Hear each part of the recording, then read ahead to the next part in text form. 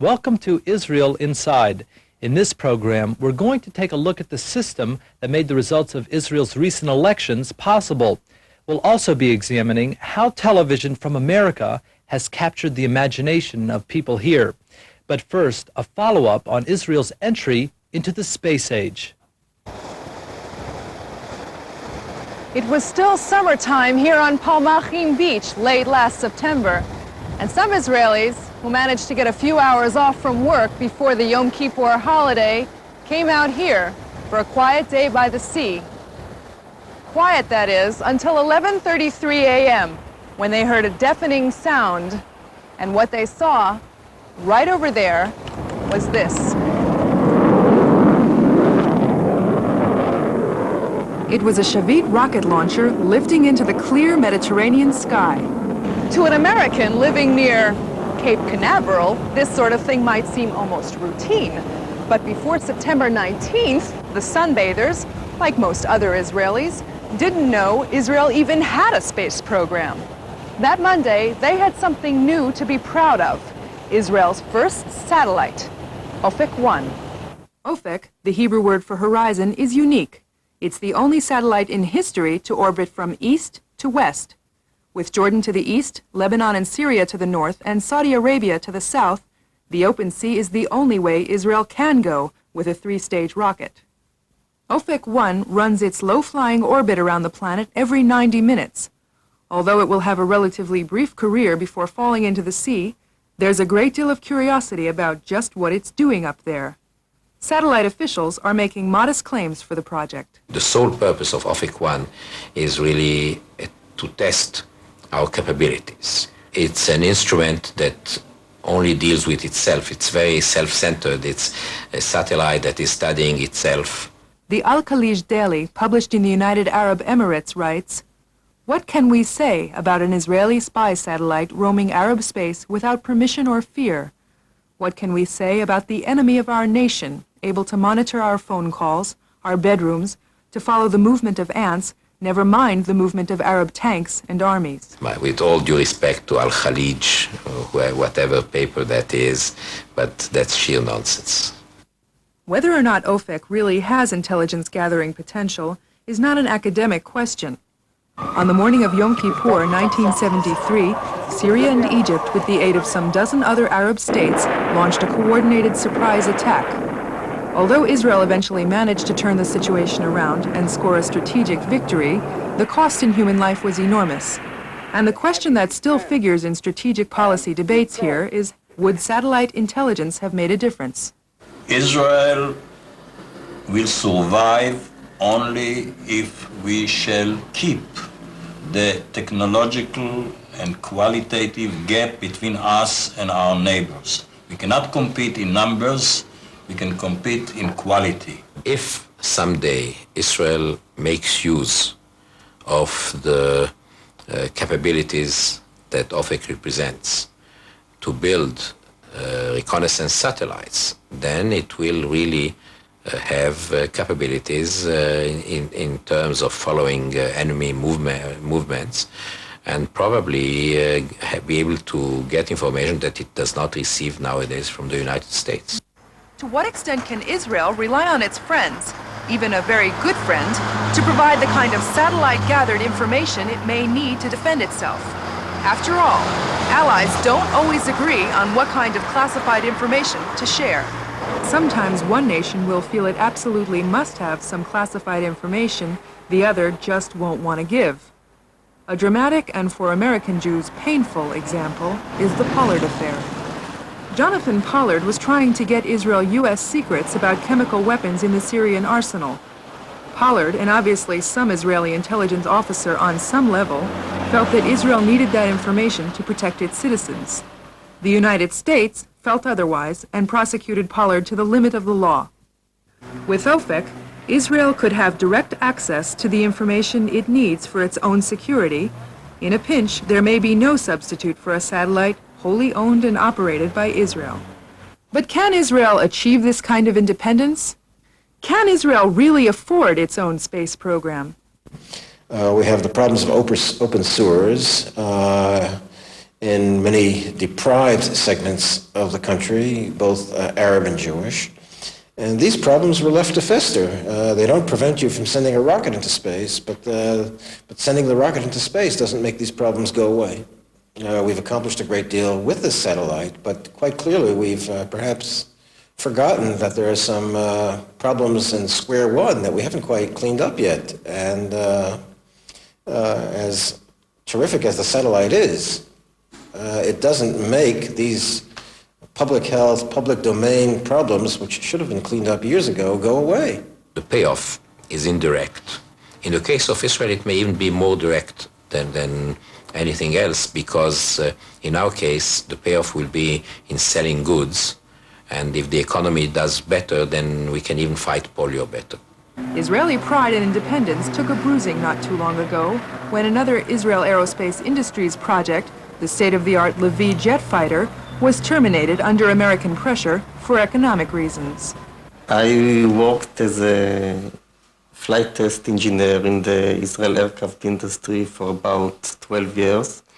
In the last 3 years, I work on the Levi project.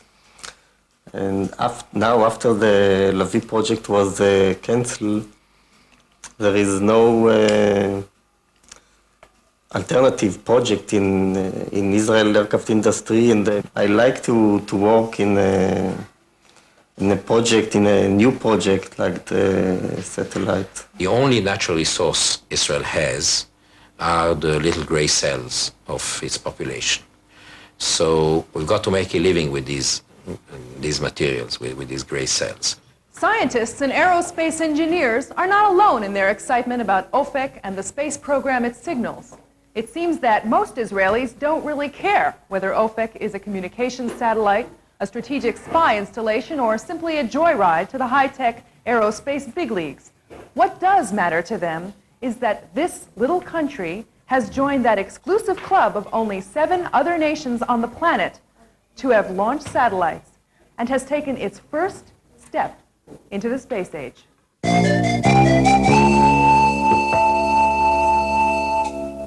If you want to understand what happened in Israel's recent elections, you have to know a little bit about how the election game is played here.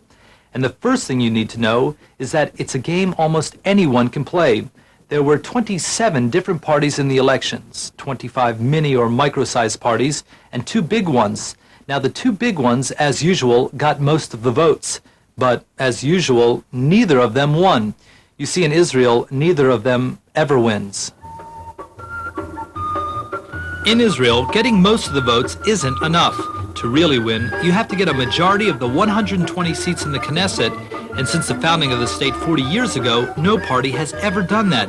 So what happens? Well, the big parties always have to turn to the little ones, even very little ones, holding as few as 2 or 3 seats, in order to create a coalition of 61 seats and form a government. And what that means is that even the smallest political party in Israel can find itself warming the bench one day, only to become the star player in the game after Election Day. Like I said, Israeli elections are a game anyone can play. Let's just say I had wanted to take a shot at running in the upcoming election. Well, the first thing I'd have to do is collect 1,500 signatures to show that my party truly does exist. It's probably something I'd have no trouble doing. I could probably collect them in 1 or 2 days right on this corner. Excuse me, sir, would you be willing to vote for me as a member of the Knesset? Maybe. What is your opinion about... My platform? Yes. Whatever. Zé Talui. Okay. Thank you. Look, I need 120 members on my team, so you can be... Oh, come on, give me a real signature. Would you vote for me as a member of the Knesset? Who are you? I'm Sam. Just sign. No. Who are you? Ken. No. Toda rabah. מי אתה? מה אתה? My platform? Yeah. I don't know. What do you like? Would you vote for me, sir, on election day? You would. Thank you very much. Ni lo yodea shum davar. Aval, would you vote for me? What party are you? I have my own party. It's my own party. Would you sign for me as a member of the Knesset? What? Next, I'd have to file my signatures with the Board of Elections. I'd also have to come up with 12,500 new Israeli shekels. That's around $9,000. And finally, I'd have to submit a list of candidates that will contest the 120 seats in the Knesset for my party. The list is fixed, no changes allowed. So inside the major parties, the fight to get to the top of the list is quite intense. As for small parties like mine, built around one charismatic leader, well, there's no question as to who goes where on the list. Now comes the first part of the construction of my party's image, its official letter symbol. You see, an Israeli election booth doesn't have any levers. What it does have are lots of little pieces of paper with different letters on them symbolizing the different parties. Shalom. In Israel, when you go to vote, the first thing you do is turn in your ID and get it stamped. That way you can't vote twice. Then, before entering the booth, you are handed an official envelope. Ta-da. You select the slip of paper with the party symbol you want, put it in the envelope, drop your sealed envelope in the ballot box, and move on. Now, with 27 different slips of paper to choose from, you can see just how important the choice of letter symbols has to be. Now, according to the regulations, once a party uses a letter, it's theirs for keeps. The only way for me to use the letter is to get their permission. After asking the Shas party for their permission to use the letters Samech, I then had to ask the Labor Party to use the letters Aleph and Mem. So now I'm ready. Sam for the Knesset. Now I can start my campaign. I can take out newspaper ads, I can speak to people, I can hold meetings, I can do anything I'd like except for one thing. I can't appear on television. 1 month before the elections, all candidates are completely banned from appearing on television. Instead, each party is granted a limited amount of airtime for each Knesset seat they occupy. Labor tried to put across its image as the only party that could achieve peace, security, and development. The Likud, on the other hand, tried to put across its image as the only party that could achieve peace, security, and development. The other 26 parties tried to show that there wasn't a dime's worth of difference between the two big ones. Of course, with some 85 seats between them, Labor and Likud didn't leave much airtime for the others, but most of the smaller parties definitely got in their licks. In this spot, a young reservist goes through some soul-searching and concludes what Israel needs is a Palestinian state. This piece informs us that for the first time in history, the Lubavitcher Rebbe is taking a stand in Israel's elections. And this party uses two Muppets to push their party platform. The airtime for these political spots is free, but TV production costs money. Now, that's not such a big problem for the old parties. They are granted around $160,000 for each seat they hold in the Knesset. But for new parties like mine, which have no seats, well, we're granted nothing from the state treasury. So I just have to do what all the parties do, accept millions of dollars in legal contributions from Israelis and from those abroad. Now here comes the good part. If you voted for a fringe candidate like myself, in let's say an American election, you'd be throwing your vote away for sure. But here, if you vote for my party, you'd have a terrific effect if I've executed a vote-sharing agreement. If I win enough votes to, say, win one seat, but not two, I can take those extra votes and give them to another party. So go ahead, feel free to stick to those principles. Vote Sam. Okay, it's election night. Israelis like to wait up and listen to the media just like Americans. But there is one very big difference in the proceedings. Americans wake up on the morning after the elections and know who won. Israelis wake up on the morning after the elections and will have no idea who won, sometimes for at least several weeks. Since no party gets a majority of 61 seats, the winner isn't the one that gets the most votes. The winner is the party that can patch together a 61-seat coalition out of their own seats and the seats won by other smaller parties. Of course, in order to do this, the big guys will have to be willing to play ball with the little guys like me. So I'll announce that my party is willing to join a coalition as long as I'm able to call the shots on at least one issue that matters to me. So after an Israeli election, we have a Knesset that represents the entire range of Israeli opinions. The proportion of communist, capitalist, Orthodox, liberal, conservative, Arab, and Jewish Israelis in the Knesset reflects what it really is in the population.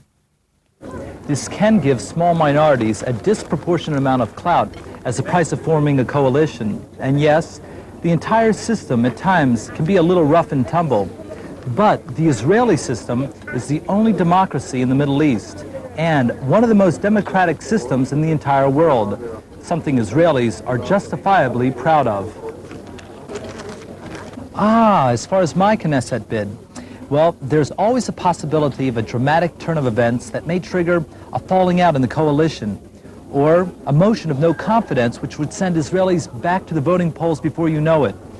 But if that doesn't happen, well, there's always a possibility of 1992.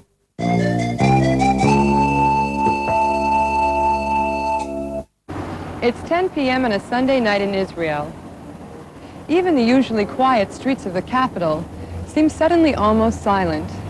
It's not because of fuel shortages, intifada, or security drills. However, it seems as if everybody suddenly remembered they had a previous appointment. And in a way they do. An appointment with a family called the Carringtons in a fantasy world called Dynasty. In a country where no two people seem to agree on anything, watching Dynasty has become the closest Israelis have come in a long time to achieving something of a national consensus. The question is, why do Israelis love this show? We spoke to the experts first. Dr. Tamar Liebes, Communications Department at Hebrew University. And it's dealing with family problems, which everybody, of course, knows from their own lives, and everybody has experienced, and everybody is always involved in, either in their own lives or in the texts of their own culture. Like, as you know, what is Genesis if not a story of a dynastic family? Yes. There's the father and the mother, Isaac and Rebecca, who have two sons, and the father favors one to be the heir, and the mother favors the other to be the heir. And so by different tricks, they get what they want, or they don't get what they want, and they compete for an heir, and there's always the question of which baby or which son will be the heir. At the moment, Dynasty is everywhere in Israel. It's the cover story on Israeli magazines. And it's featured in local advertising. Hi, Shmi. Maybe the surest sign that Dynasty has captured the attention of Israelis is that it's been the subject of parody and satire. This one was done on one of Israel's most popular children's programs. It's beginning to make more than a few people wonder. Are Israelis using shows like Dynasty as a kind of opiate to help them ignore the burning issues that surround them? To put this thing into perspective, let's remember that Israel didn't even have television until 1968. Ben-Gurion firmly opposed the introduction of TV here for years, reasoning that Israel as a then-developing country just could not afford the worldview TV would foster. Ben-Gurion and others felt that the fledgling Zionist culture would be swamped by TV's never-ending demand for programming, a demand that could only be filled by foreign programs. Little House on the Prairie taught the children of Israel what pioneering really was. And the A-Team showed Israelis what an elite combat unit could be. Dallas was big. So big that even Prime Minister Menachem Begin made a point of meeting with the cast. But Dynasty's impact may be even bigger. had the strongest intentions of taking Dynasty off the screen now in November, when we passed the 100th episode. But when I got the research back, and it showed 82% watching Dynasty, and I spoke to my colleagues, they said they're going to kill you if you take it off. There's room here for some tough questions. For starters, given the concern here about the number of Israelis abandoning Israel to settle in the U.S., how can the state-run television promote such a seductive fantasy image of America? The Americans know much more that it's a bluff, that not every American, or not even the rich Americans that they know are like that or live like that. The Israelis, at least the less maybe educated, less sophisticated ones, who haven't been to the States, might think that there's a little more truth in it. America is still the promised land for all people around the world and for Israelis too. Well, you can't fight this, really, to be frank with you. You can't really combat this. This is, if we wouldn't have on our channel, one and only channel, some of the more popular programs from America, people would look for it elsewhere. This is one response to the problem. It's a wall poster. And in ultra-Orthodox neighborhoods, such as this one, posters like these let everyone know about bargains, announcements, denouncements. And this one denounces television. Not only shows like Dynasty, but all television. The rest of Israel isn't ready for the complete abolition of television as a solution to the cultural issues raised by Dynasty.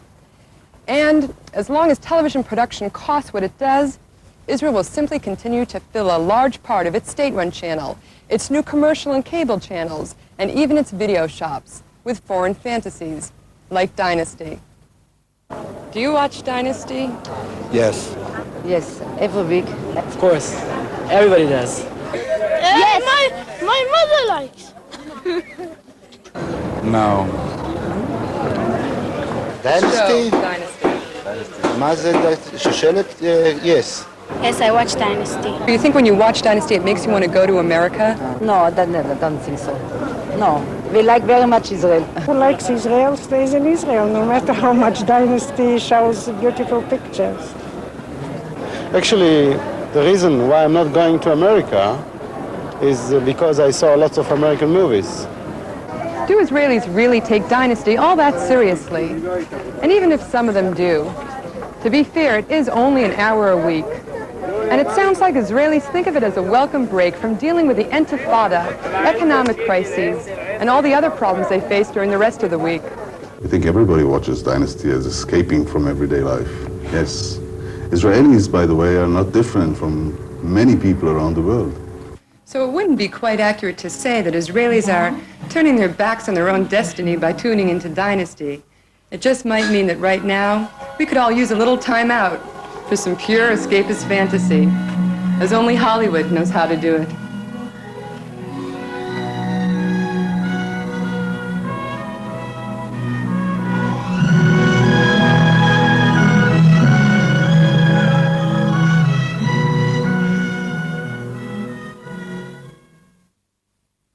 Israel's combat-hardened Air Force is considered one of the best in the world. Next time on Israel Inside, we're going to take a look at the adversary who's brought down more Israeli aircraft than all the Arab pilots in the Middle East. Birds. Millions of them. Every year they migrate south from Europe and Russia to Africa in search of food for the winter, and their only passage is a narrow bottleneck between the Mediterranean and the desert. So every autumn and spring, they flood the same narrow skies used by Israel's combat flyers, sometimes with devastating results.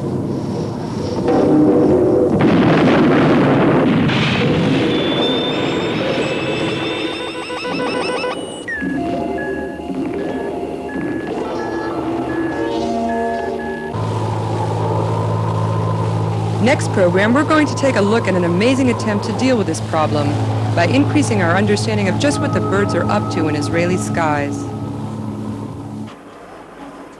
We'll also be covering the Intifada, the uprising of part of the Arab population in the administered territories. The Intifada will be 1 year old in a few weeks. We'll be taking a fresh look at who's in it, where it's going, and what it's going to mean to Israel, the U.S., and the world.